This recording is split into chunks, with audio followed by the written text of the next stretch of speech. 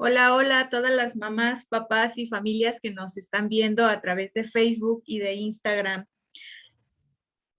¿Qué tal? Les vamos dando la bienvenida nuevamente a este espacio en el que vamos a compartir con ustedes un tema muy importante, necesario y relevante de abordar en familia y con nuestras pequeñas y pequeños.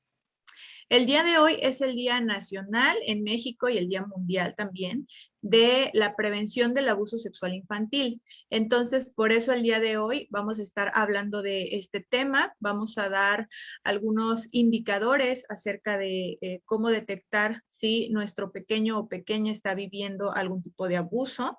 Vamos a hablar cuáles son esas diferentes formas de abuso sexual infantil. ¿Qué podemos hacer como mamás y papás y qué cosas deben de saber nuestros pequeños acerca del abuso sexual para poderlo prevenir? Entonces, el día de hoy me acompañan mis colegas, las psicólogas Ana Figueroa, y tenemos como invitada a la psicóloga Shesit Sánchez, que se integra a nuestro equipo de trabajo en Vicalú. Y pues estamos muy a gusto de poder compartir este tema con ustedes. Bienvenidas, compañeras. Muchas gracias. Bueno, pues eh, voy a empezar compartiéndoles un poquito acerca de qué es el abuso sexual infantil. Si ya nos están viendo en Facebook, en Instagram, pueden dejar sus comentarios o dudas para que con gusto las vayamos resolviendo a lo largo de esta transmisión, ¿de acuerdo? Bueno, entender primero que cuando hablamos de cómo prevenir el abuso sexual infantil, tenemos que entender que no se trata solo de la responsabilidad de mamás y papás, sino que es una responsabilidad comunitaria, política, colectiva, que todas las instituciones y personas tenemos la responsabilidad de proteger y de prevenir que existan estas situaciones hacia las infancias. Otra cosa importante hablando de este tema es que antes el maltrato y el abuso infantil era algo cotidiano que considerábamos algo necesario a veces para generar disciplina, para hacer que los niños se portaran bien. Entonces solíamos pegarles, gritarles, regañarlos. Con el paso del tiempo y desde hace algunas décadas ya, existe algo y es mundialmente conocido y que se trabaja por ello todos los días, que son los derechos de las infancias. Entonces, a partir de todas estas reuniones mundiales a nivel internacional que se han hecho para promover los derechos de niñas y niños, se ha llegado a la conclusión de que tenemos que crear herramientas para prevenir. Y un punto importante es que cuando estamos hablando de abuso sexual infantil, la responsabilidad no solamente, como les decía, no solo debe caer en mamá, papá o en el niño, sino que también deben haber condiciones a nivel políticas públicas para que las personas que abusan de los niños sean detectados, reciban una sanción o en su caso reciban algún tratamiento psicológico, psiquiátrico para poder prevenir este tipo de riesgos. Bien.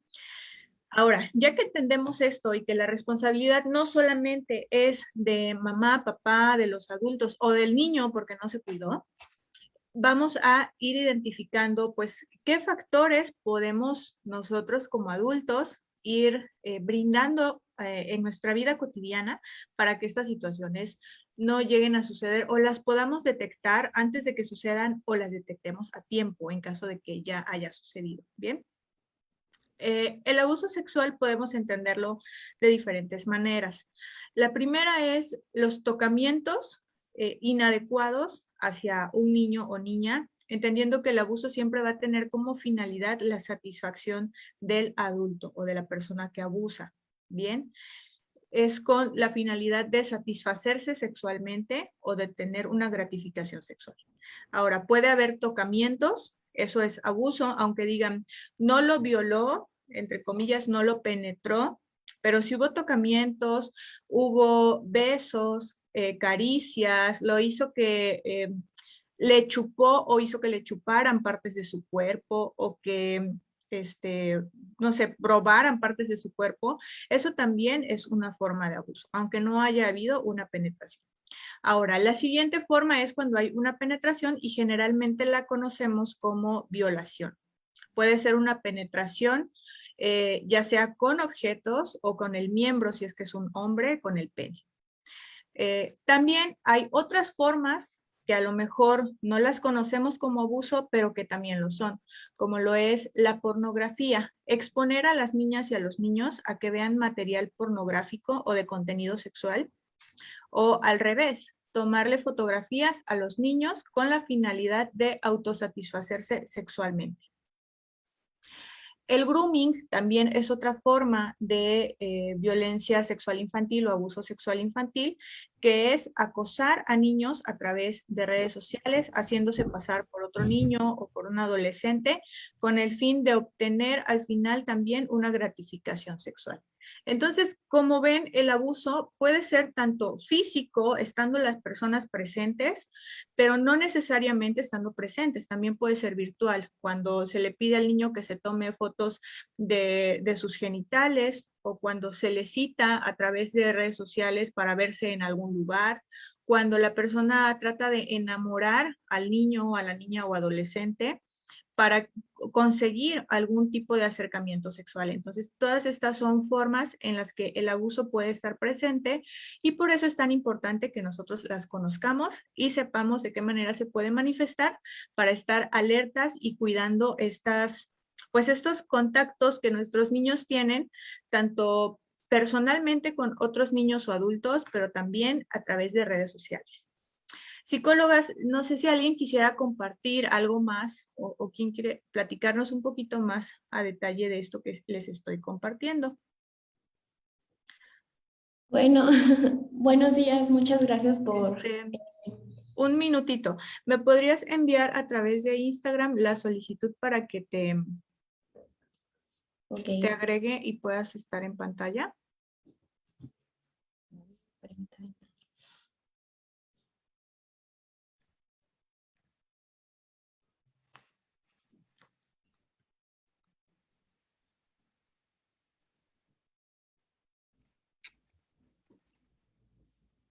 Listo. Ok, un segundito.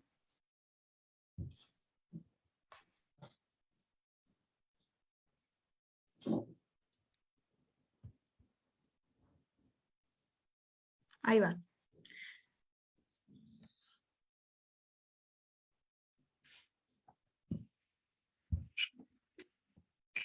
Creo que ya está. Sí, ahí estamos ya.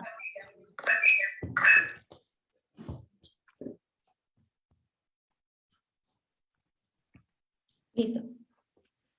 Bueno, buenos días, muchas gracias por acompañarnos en esta transmisión en vivo. Me presento, yo soy la psicóloga Shexit, soy terapeuta clínica e infantil. Bueno, en esta ocasión este tema creo que es un tema bastante importante, como lo mencionaba la psicóloga Claudia, porque aparte de todo eso, creo que es de vital importancia detectar y reconocer las alertas que está presentando el infante en cuanto a estos casos, ¿no? Bueno, pues muchas veces no es necesariamente que esté presentando algún signo psicológico, pero puede estar presentando alguna anomalía que podía detectar el padre o la mamá y decir que algo no está pasando bien con su hijo. Entonces puede haber múltiples signos tanto psicológicos como fisiológicos, pero pueden ser indicadores que está sufriendo algún tipo de abuso. Pero la mayor parte de ellos son signos inespecíficos. Podría decirse que son como signos de malestar y de distanciamiento del niño hacia los padres de familia. En cuanto a los signos psicológicos, puede existir la pérdida y control de esfínteres, que el niño se pueda hacer pipí o popó en sus calzoncitos, la pérdida del apetito, puede dejar de llegar a comer, trastornos de la conducta, como le había comentado, puede que el niño se haga distante de sus papás o inclusive que deje de hacer las actividades que le gustaba hacer anteriormente. También podría ser un síntoma, ¿no? También las alteraciones del sueño, puede que tenga insomnio o que pueda inclusive llegar a dormir por bastantes horas. También tendría la Un pérdida. momentito, perdón, psicóloga, que te interrumpa. Es que se nos perdió la transmisión de Instagram, se perdió la transmisión, si nos la puedes volver a enviar. Y en Instagram, quienes nos están viendo, y si tenemos ahí un poquito de problemas con la conexión, pero pueden pasarse a Facebook, también estamos como Vicalú, Clínica de Psicología Infantil, para que nos busquen y ahí sí se ve la transmisión correctamente. Y en Instagram, quienes nos están viendo, y si tenemos ahí un poquito de problemas con la conexión, pero pueden pasarse a Facebook. Ya se la envié, creo que ya está. Clínica de Psicología Infantil, para que nos busquen y ahí sí se ve la transmisión correctamente.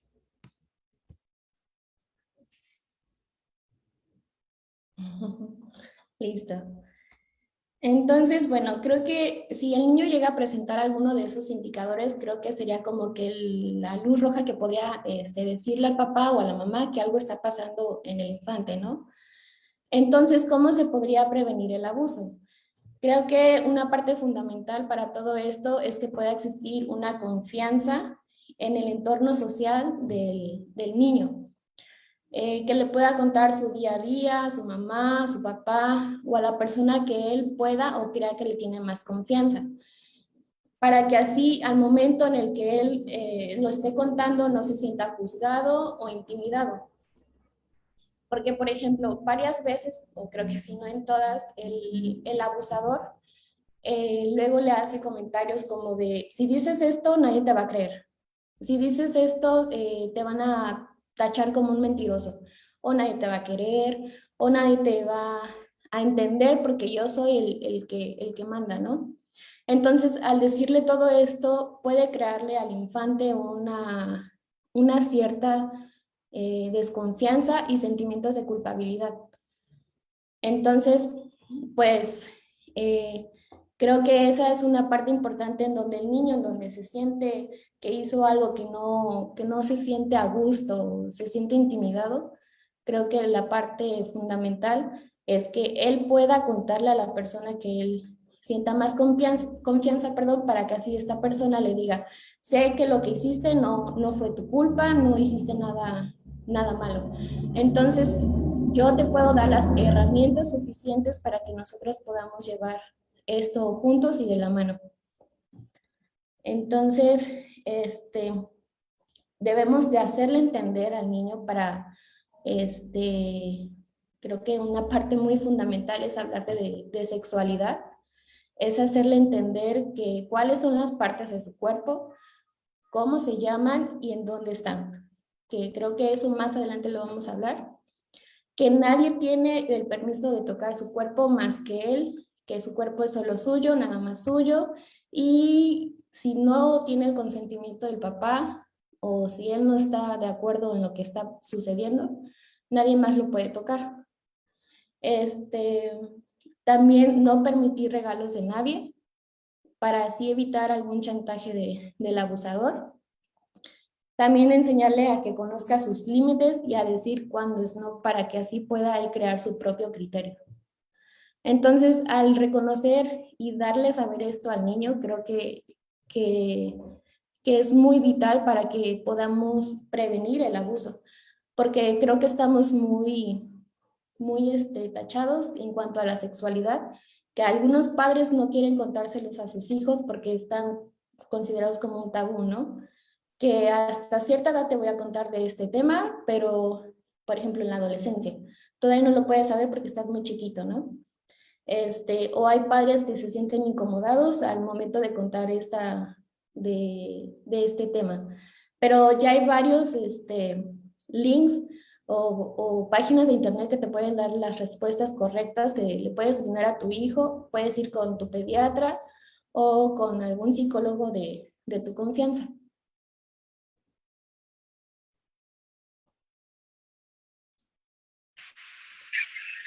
Gracias, psicóloga. Y sí, muy importante lo que nos compartes. La confianza en mamá y papá es muy necesaria. El permitirles a los niños expresarse sin que nosotros los juzguemos y todo lo que ya nos has comentado. Muy valioso.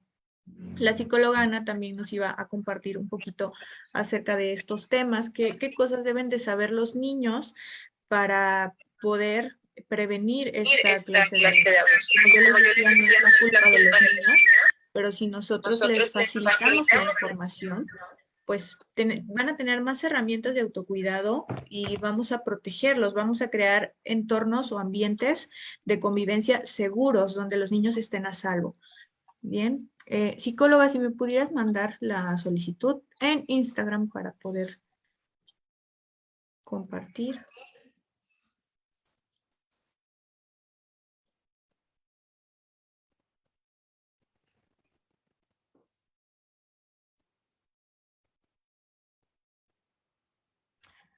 Todavía no me llega. A ver otra vez. Algo que me pasa es que tengo que aceptar la solicitud 2 veces para que se acepte. No sé por qué.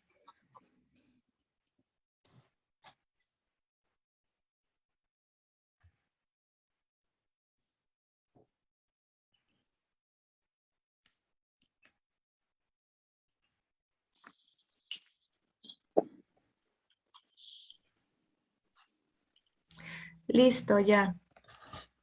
Ay, perdonen ustedes, mamás y papás que nos están viendo y en Instagram también. Es que esta tecnología apenas le estamos agarrando la onda. Bueno, psicóloga, cuéntanos, ¿qué deben de saber los niños acerca de la sexualidad, de la relación entre padres e hijos y adultos, la relación con otros niños, para que puedan ellos identificar que esa situación que está viviendo se trata de un abuso o un probable abuso o que lo que le están haciendo o intentando hacer no está bien? ¿Cómo pueden los niños identificar?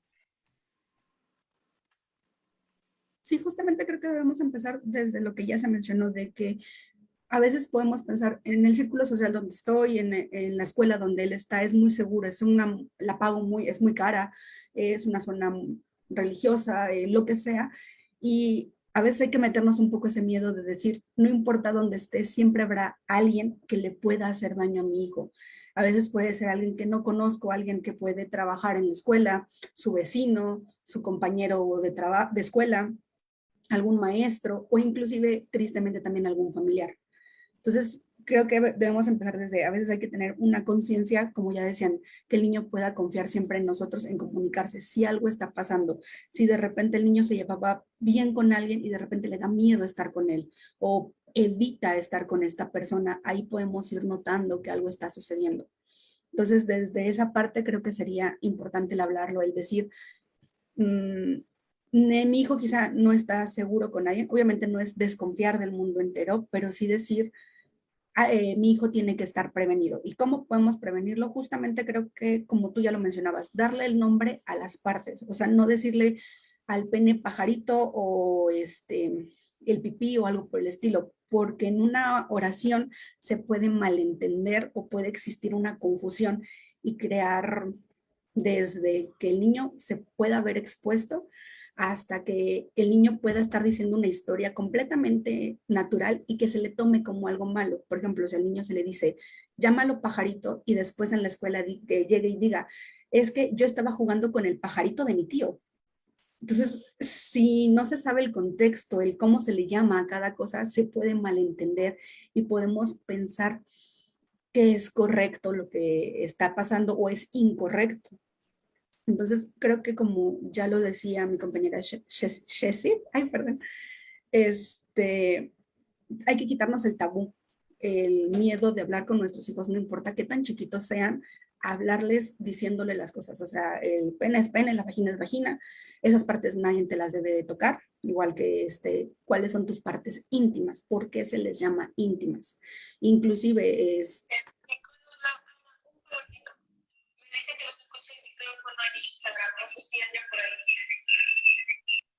Sí. Está aquí. Si no, puede pasarse a Facebook, por favor.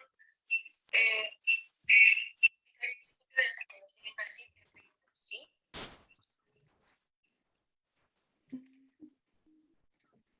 A ver si ahí se escucha mejor. Lo tenía con un micrófono que podía apagar y prender. Ya se escucha, ¿no? Ok. Entonces, comentaba que obviamente, como ya mencionaban, hay que quitarle este tabú a las cosas, o sea, si a nuestros hijos cuáles son las partes del cuerpo, decirles sus nombres, decirles para qué funcionan, quién o no pueden tocarlo y dependiendo de la situación, porque inclusive a veces bañando, limpiando porque fueron al baño o secando puede existir esta situación. Entonces, ¿en qué situaciones, cómo y de qué manera se deben de hacer?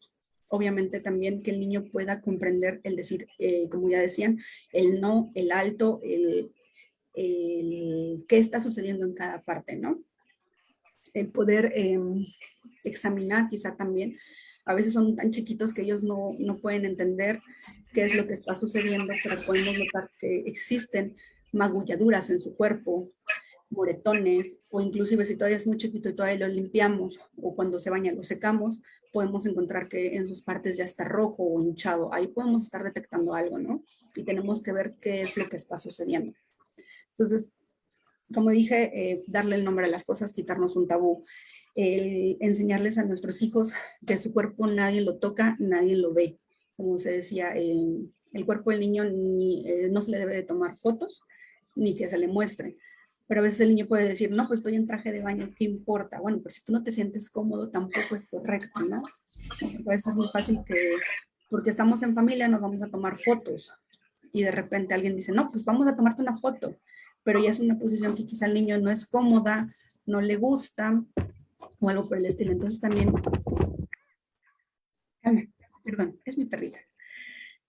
Hay enseñarles a decir, no me gusta, me incomoda y quiero irme, ¿no? Y que eso es correcto, ¿no? Que ellos tengan una voz, que ellos sepan que su cuerpo solo es suyo y que nadie tiene por qué verlo, nadie tiene por qué tomarle fotos o él no tiene por qué ver ningún otro cuerpo si él no se siente cómodo al estar en esa situación y poder enseñarle también a cómo salir de esas situaciones. Si, por ejemplo, tristemente está en una situación que alguien lo está cuidando y esa persona está siendo un agresor con él, ¿cómo puede él escapar? ¿Alguna quizá palabra o frase que pueda utilizar con padre o con papá o mamá, cuidador, quien sea, que nos alerte que algo está sucediendo, ¿no?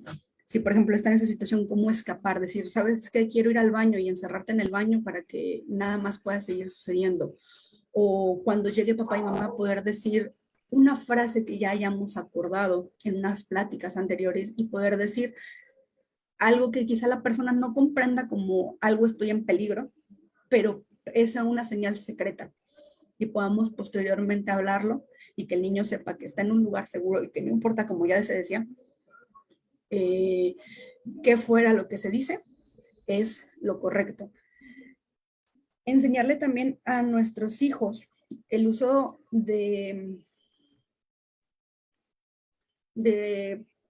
¿cómo llamarlo? De confianza. O sea, por ejemplo, quizá tristemente el peor de los casos puede ser que papá o mamá está siendo el que me está agrediendo o alguno de mis hermanos, ya sea mayor o menor.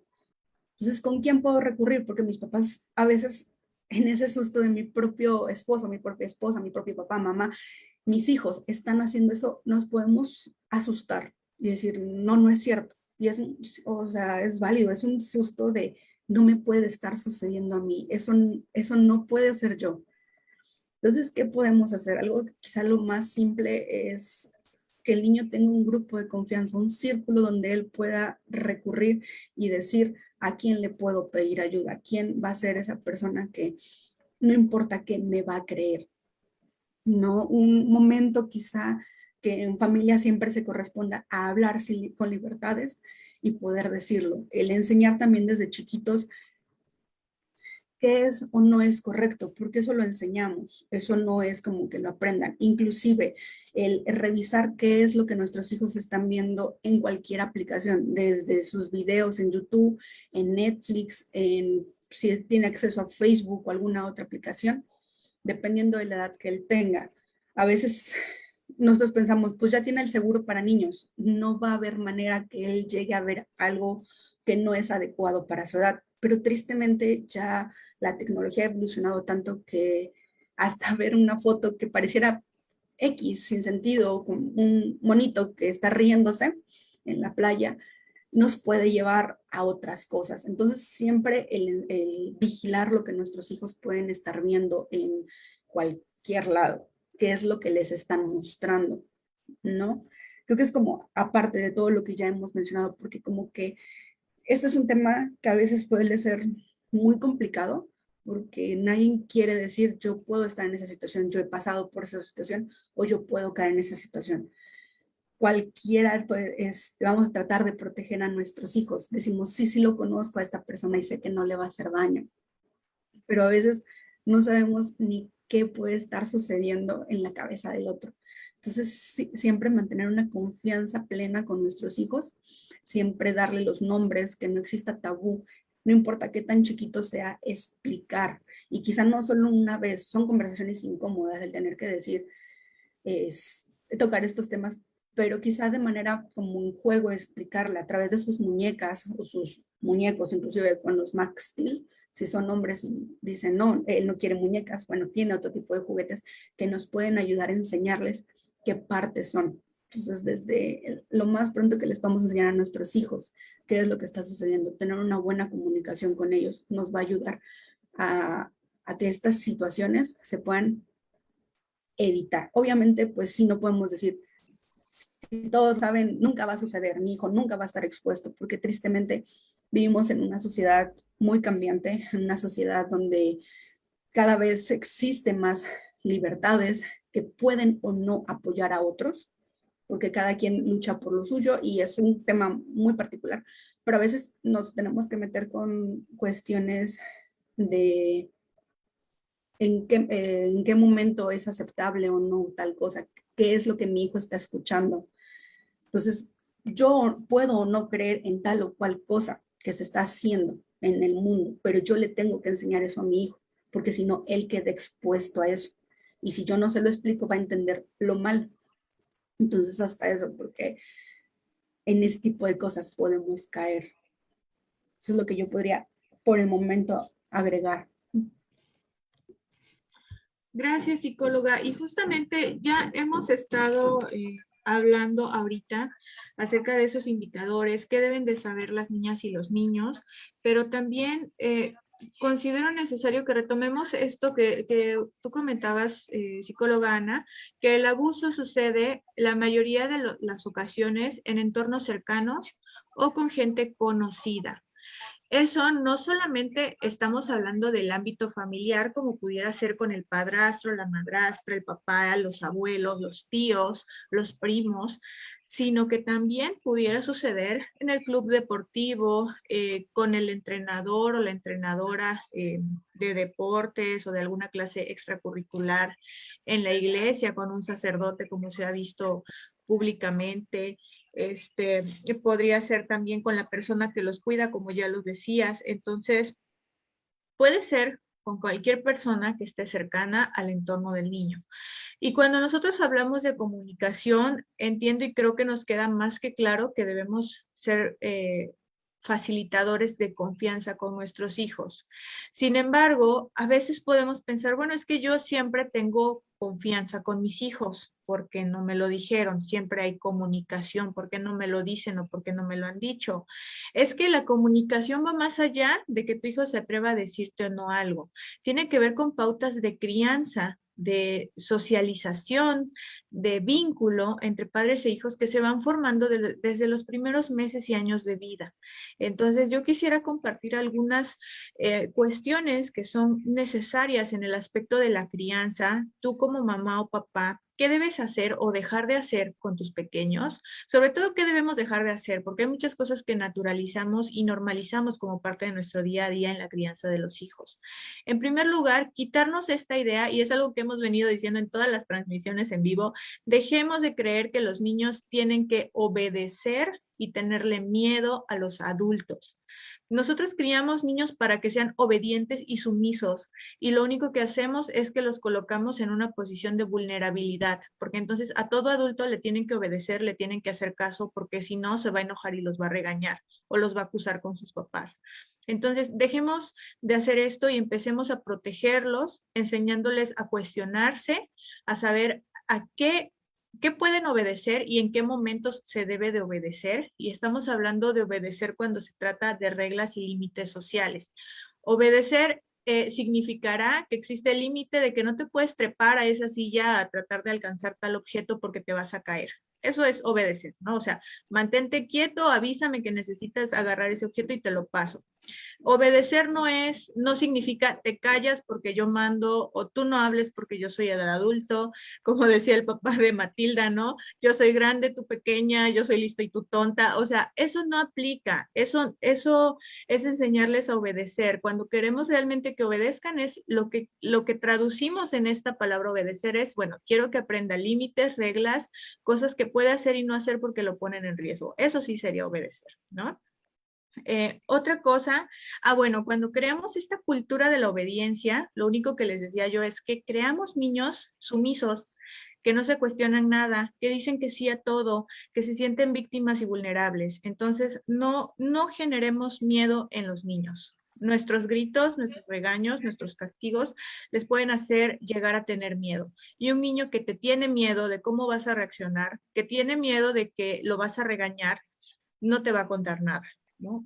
¿Por qué? Porque va a pensar que hizo algo malo, que se equivocó, que debió haberte obedecido y como no te obedeció, entonces te vas a enojar. Y por eso no te va a contar nada.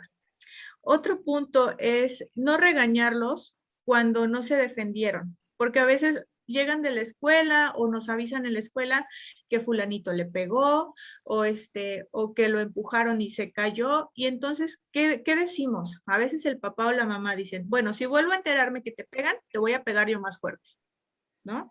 O si vuelvo a enterarme que te lastimaron, te saco de la escuela. O amenazamos, ¿no? Con cualquier cosa los amenazamos. ¿Por qué? Porque dejaste que te pegaran. Entonces es tu culpa por haber dejado que te pegaran. Y eso nuevamente fomenta esta cultura de miedo. ¿Qué podemos hacer? Enseñarle a defenderse. Ok, cuando alguien te agreda, tienes que pedir ayuda. Ve y avísale a tu maestra. Si tu maestra no le hace caso, avísale a la directora o director. Si no te hacen caso y el niño te sigue golpeando, vas a tener que defenderte. O sea, toma sus manos y que deje de golpearte, abrázalo para que deje de estar agrediéndote, conténlo para que no te lastime, ¿no? O sea, obviamente eso es evitar pegar o devolver el golpe, pero le estamos enseñando cómo contener una agresión física para que esta no se repita. Eso en lugar de decirle, si te llegas con el ojo morado, yo te voy a dejar el otro ojo también morado, ¿no? O sea, evitemos esta clase de amenazas. Otra clave es cubrir las necesidades afectivas.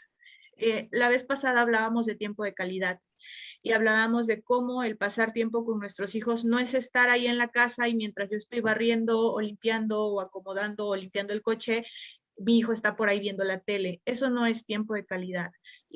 Realmente el tener un vínculo afectivo con nuestros hijos es estar ahí, sentarnos a jugar con ellos, preguntarles cómo le fue en el día, si tiene dudas con la tarea, ayudarle en lugar de estarlo regañando. Entonces, eso es crear un vínculo. Cuando estamos siendo negligentes o los estamos abandonando emocionalmente, cuando no nos acercamos a ellos, cuando no jugamos, cuando no les preguntamos cómo les fue, cuando cada quien está en sus cosas y nunca hay un momento de convivencia, no hay contacto visual tampoco. Entonces, eso es abandono y es negligencia emocional.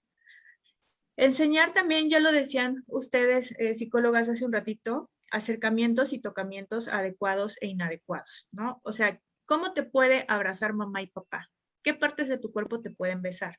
¿No? A lo mejor te puede dar un beso en la mejilla, un beso en la cabeza, un beso en el cuello, sí, pero ¿hasta qué punto? ¿A ti te parece agradable o te incomoda, te hace cosquillas, no quieres que lo haga? Entonces, enseñarle al niño también a rechazar, ¿no? O sea, como decir, no, no me toques, no me beses así, no me gusta que me hagas cosquillas, no me gusta que me jales, no me gusta que me agarres el cabello. Identificar, los niños tienen que aprender a identificar qué partes de su cuerpo se siente agradable y cuáles son desagradables.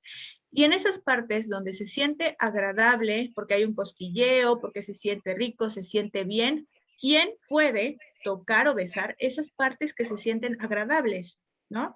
Si a lo mejor estamos hablando de un beso, como les decía, en el cuello. Ok, mamá te puede dar un beso en el cuello, papá te puede dar un beso en el cuello, los abuelos, ¿quién puede? ¿No? Y que el niño sea quien elija. Otra cosa, por ejemplo, también yo creo que en En este sentido, cuando tenemos niños muy pequeños, los besuqueamos todo el tiempo, ¿no? Pero ¿quién los puede besar? Nosotros como adulto, ¿a quién le permitimos que bese o acaricie de esas formas a nuestros hijos? Es bien común que cuando se están bañando, les estamos cambiando el pañal, llegue alguien y les tome la foto desnudos. En ese caso, ahí, mamá y papá, nosotros tenemos la autoridad y debemos quitarnos esa pena que nos da, así como de, ay, ¿qué va a decir? Van a creer que soy muy chocoso o muy chocosa con mi hijo. No, es tu hijo, es su cuerpo. Se trata de su salud mental, de su bienestar, ¿no? Si tú no quieres que le tomen fotos desnudo, permíteme, lo termino de cambiar, ahorita le tomamos fotos. Si no quieres que lo bese en la cabeza, en la panza, en las piernitas, no lo beses ahí, bésalo aquí en la cabeza o dale un besito mejor en la mejilla. No pasa nada, mamá y papá, si tú tienes estas actitudes y le empiezas a poner un freno a la gente. ¿Por qué? Porque les estás enseñando a los demás que en este momento la autoridad sobre el cuerpo de tu hijo lo tienes tú. Y en su momento tu pequeño, cuando ya sepa hablar, cuando sepa defenderse, pedir ayuda, ya va a tener él o ella el control de su cuerpo y nadie más va a poder tener ese tipo de acercamientos o tocamientos que de alguna forma los ponen en riesgo y vulnerabilidad. Y aquí diremos, bueno, pero es un beso, es una caricia, es porque está chiquito, todo el mundo lo quiere apachurrar. Sí, pero se trata de su cuerpo. Ya no, yo no va más allá, ¿no? No se trata de que si quieren a tu hija o si son muy cariñosos con ella o con él, ¿no? Es de que tú tienes que enseñar a ese cuidado de su corporalidad. Ahora, conocer a otros adultos y, como yo les decía, establecer límites con ellos.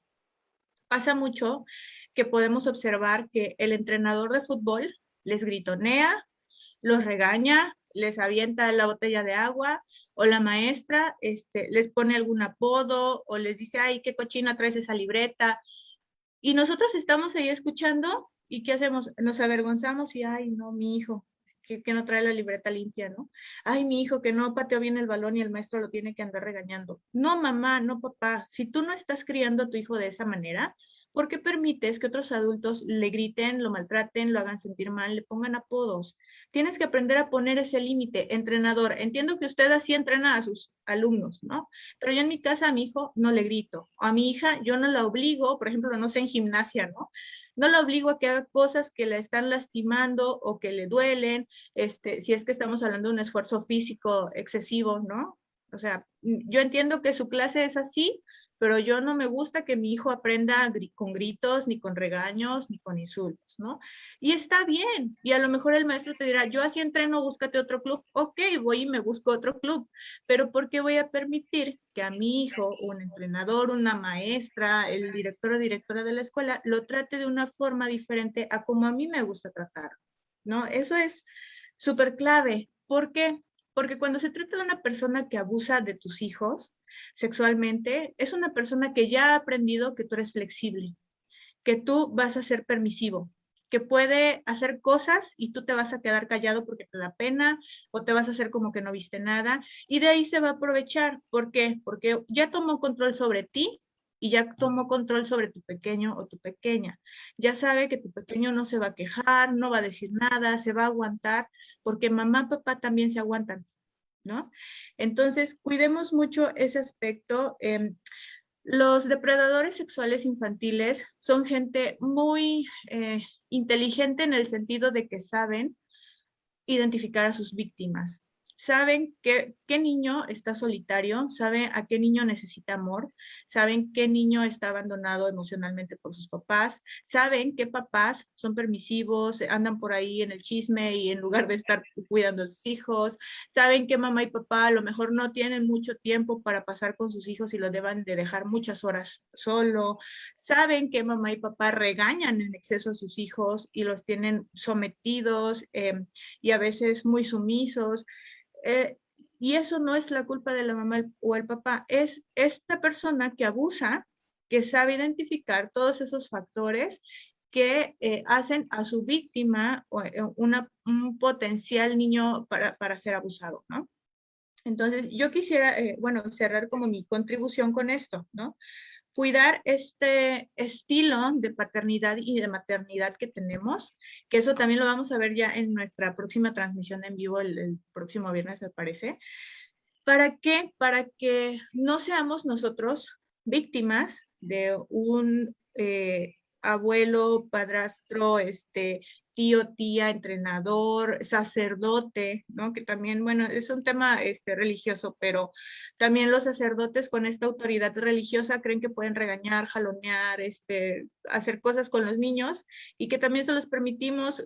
Hay hasta videos, ¿no? De bautizos, como el sacerdote jalonea al niño y le echa el agua y los papás pues no hacen nada porque es el sacerdote. O sea, cuidemos y tengamos autoridad con nuestros hijos, ¿no?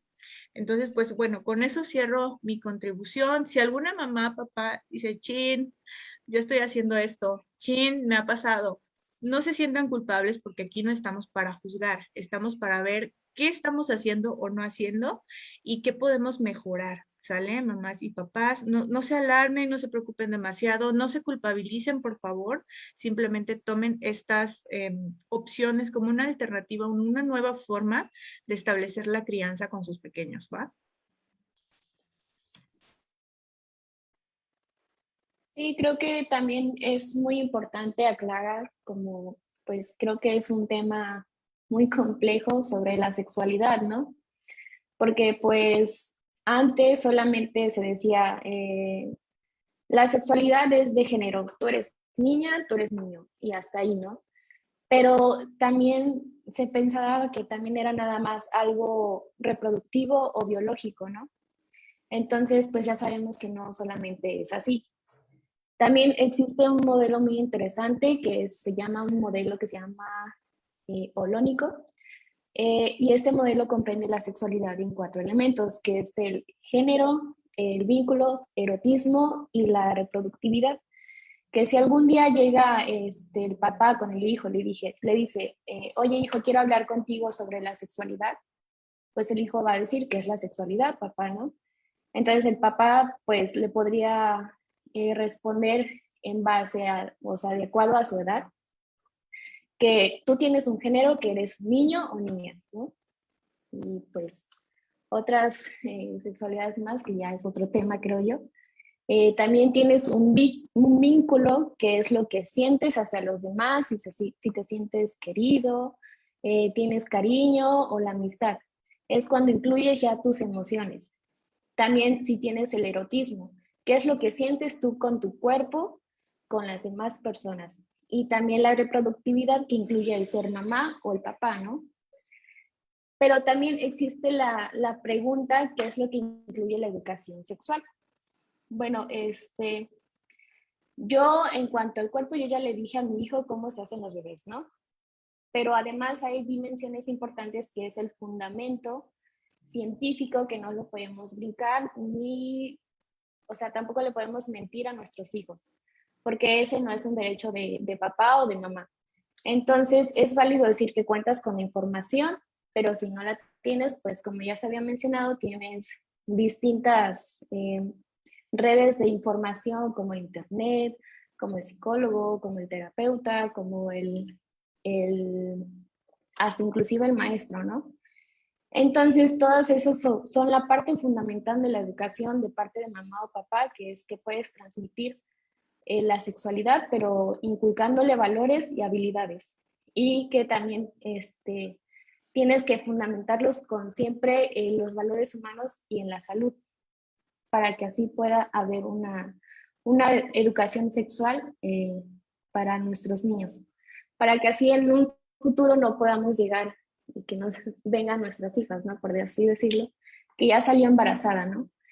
Entonces ahí vuelve los papás a sentir, echarle la culpa al hijo de que por qué no te cuidaste, si ya hay muchos métodos anticonceptivos para cuidarte, si te embarazaste es porque quisiste y no te quisiste cuidar, ¿no?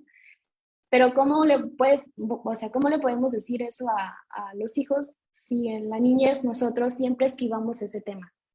Siempre en la niñez le dijimos, sí, pregúntale a tu papá, yo no cuento con esa información. Entonces, es hacer conciencia de lo que estamos queriendo inculcarle a nuestros hijos, ¿no? Que creo que es de donde parte la educación de cada papá.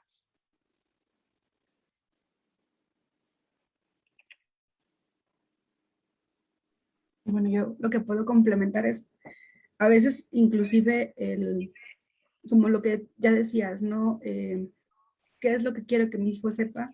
¿En quién quiero que confíe?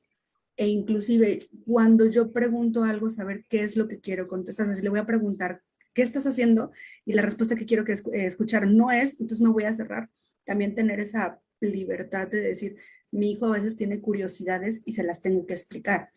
Hay un mundo muy abierto a la sexualidad en cuanto a videos y cuestiones por el estilo. Y quizá, por ejemplo, en una caricatura podemos ver a una niña chiquita que nada más trae su pañalito y en la parte de arriba no trae nada. Y ella dice, yo quiero vestirme como esa caricatura. Entonces, hasta eso que tanto esa caricatura le está enseñando algo que yo voy a hacer o no, porque en las caricaturas ellos aprenden muchas cosas y en las caricaturas a veces no ponen género o el género es muy dudoso porque a veces las caricaturas o los programas o los canales no se quieren meter con ese tema porque actualmente, como ya lo decías, es otra cosa muy compleja y mejor no hablamos de eso, pero en casa se lo tenemos que enseñar. ¿Qué es lo que te tienes que tapar o qué no? Dependiendo de tu edad, quizá no importe. Quizá porque hace mucho calor y vivo en Veracruz o en alguna zona donde hace mucho calor, pues nada más andes en pañalito o en calzoncito. Pero eso está bien, eso está mal, eso por qué lo voy a hacer, en qué situaciones son correctas y por qué lo estoy viendo, lo estoy enseñando. ¿Qué es lo que estoy permitiendo que mi hijo me cuente?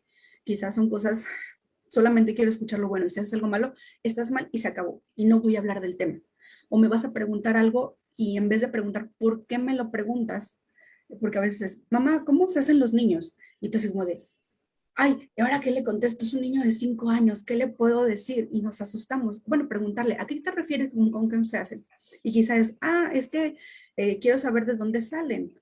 Pues les podemos explicar, porque si también nosotros les explicamos, la cigüeña los trae, o mamá y papá se quisieron mucho y apareció el niño, o cuando te dan un beso, te embarazas, cuando hay mucho amor. Bueno, el niño, quizá me tocó un paciente que decía que a ellas le explicaron eso justamente, cuando te dan un beso con mucho cariño y tú también quieres mucho a la persona, se crean los bebés. Y cuando estaba en la primaria, un compañero que a ella le gustaba mucho le dio su beso y ella ya decía que estaba embarazada porque le dieron un beso.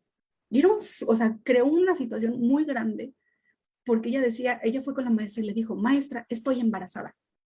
Y la maestra simplemente se asustó y dice, una niña chiquita, ¿cómo puede estar embarazada? ¿Qué está sucediendo? Se hizo un revuelo por algo tan simple de no le expliqué correctamente qué son las cosas a mi hijo. Y a veces pasa con muchas cosas, o sea, desde los términos que les damos, las formas como suceden, el explicarles. E inclusive cuando ya notamos que algo está sucediendo, a veces lo más común que preguntamos es, ¿alguien te está haciendo daño?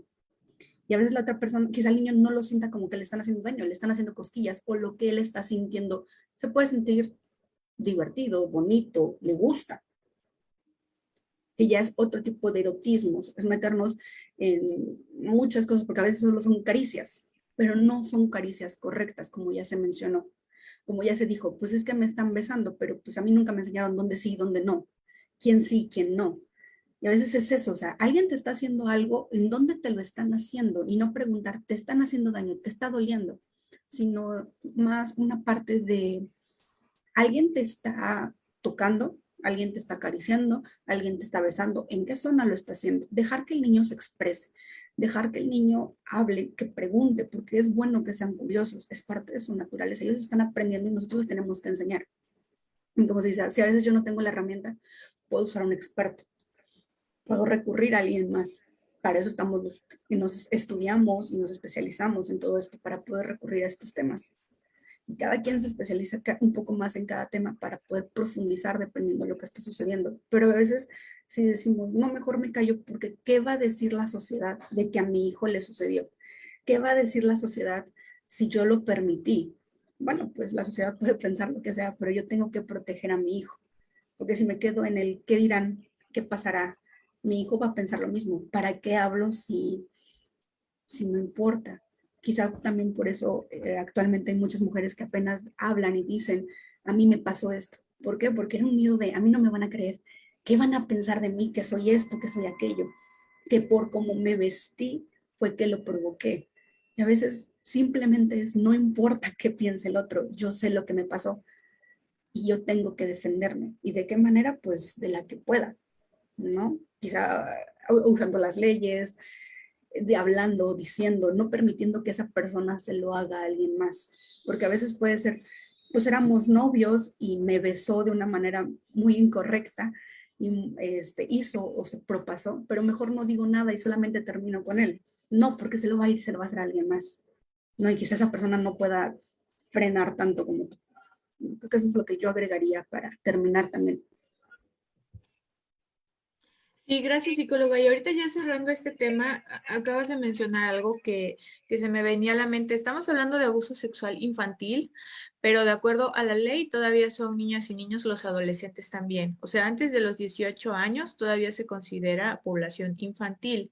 Entonces, esto que tú hablas, bien relevante, y yo creo que a lo mejor hagamos ya para el otro año, bueno, para enero, ya que tanto falta, alguna transmisión acerca de cómo manejar los noviazgos o la violencia en el noviazgo de nuestras hijas adolescentes o hijos adolescentes también, este, porque muchas veces son menores de edad, están saliendo con chicos a lo mejor de su edad o a lo mejor más grandes, que ya son mayores de edad y que de alguna manera la diferencia de edad, el conocimiento acerca de la sexualidad, la madurez psicológica y emocional que pueda tener el novio o la novia si es mayor que tu hijo o tu hija, eso puede influir también en que viva alguna forma de abuso, tanto físico como sexual o psicológico. Entonces, ¿cuántos embarazos adolescentes hay? O sea, México es un país de niñas embarazadas, o sea, 13, 14, 15 años, que el novio le llevaba más años o era un novio adolescente también, pero que a lo mejor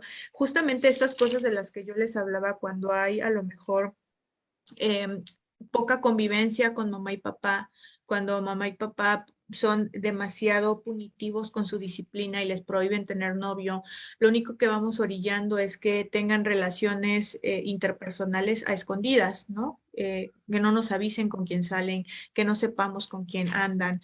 Entonces, estas situaciones pues, pueden derivar en situaciones de riesgo para las adolescentes y los adolescentes. Entonces, también hay que cuidar este aspecto. ¿Con quién se relacionan en redes sociales? ¿Quiénes son sus amistades?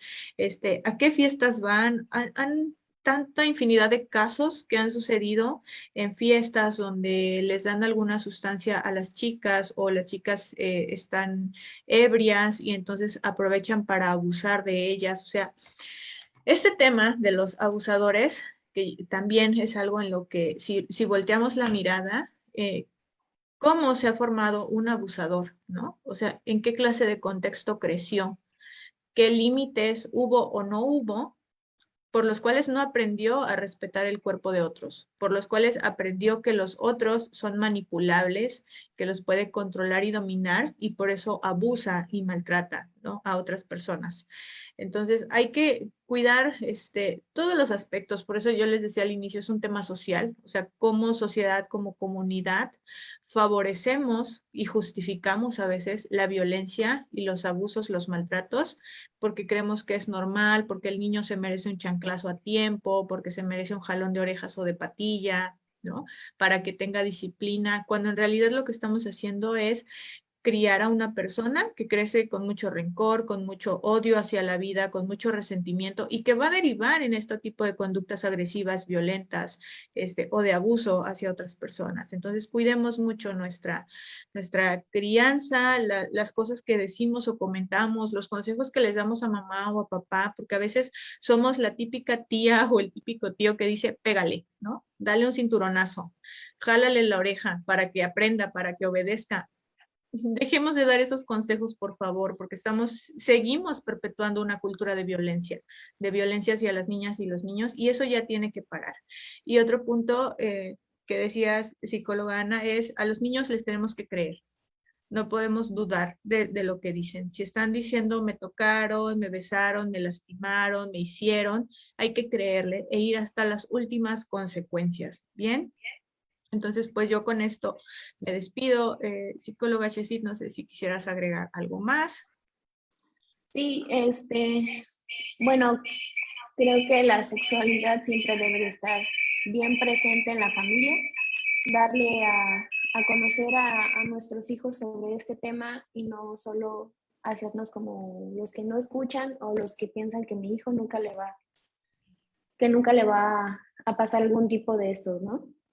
Entonces, siempre estar bien fundamentados, siempre bien informados y teniendo en cuenta la información que le vamos a transmitir a nuestros hijos para que así darle las herramientas suficientes para que no lleguen a cometer alguno de esos errores que los padres piensan que puede llegar a pasar, ¿no? Pero es quitarse de la mente de esa mentalidad de que la sexualidad no la debo de hablar con mi hijo porque si la hablo, la puede estar cometiendo y eso yo no quiero. Entonces es darle ese derecho al hijo de que él tiene el derecho de experimentar con su cuerpo, saber cómo es y saber qué es lo que siente él es primordial, ¿no? Entonces, saber todo eso para los niños creo que es muy importante y no apartarnos ni crear esa crianza negligente, ¿no? Para no después llegar a culparlos de cosas que no nos queríamos llegar a imaginar. Sí, así es, psicóloga. Pues muchas gracias, gracias a las familias que nos acompañaron el día de hoy en esta charla. Recuerden que pueden agendar alguna consulta en nuestra clínica si es que les interesa acudir con nosotras. No solo, a lo mejor no necesariamente tuvieron alguna experiencia de abuso en la familia, sino a lo mejor quieren orientación, a lo mejor quieren empezar a hablar de estos temas de sexualidad y de prevención y autocuidado con sus pequeños y pequeñas y no saben cómo hacerlo. Para eso estamos, para apoyarles, para orientarles y ser sus acompañantes en este camino de la educación sexual, que es parte de nuestro trabajo. Les agradecemos. Recuerden que nuestro número de contacto es 22 81 30 61 95. Ahí pueden escribirnos vía WhatsApp o hacer una llamada a nuestra clínica para que les podamos reservar sus citas. Ya tenemos agenda abierta. Habíamos estado teniendo agenda llena desde hace casi un mes. No habíamos podido recibir a más pacientes, pero ya afortunadamente tenemos agenda abierta para que puedan acudir con nosotras y pues les podemos recibir con mucho cariño y acompañarles en sus procesos. Nos despedimos, nos vemos el próximo viernes a las 10 en otra transmisión más de La Psicóloga Me Dijo. Muchas gracias, hasta pronto.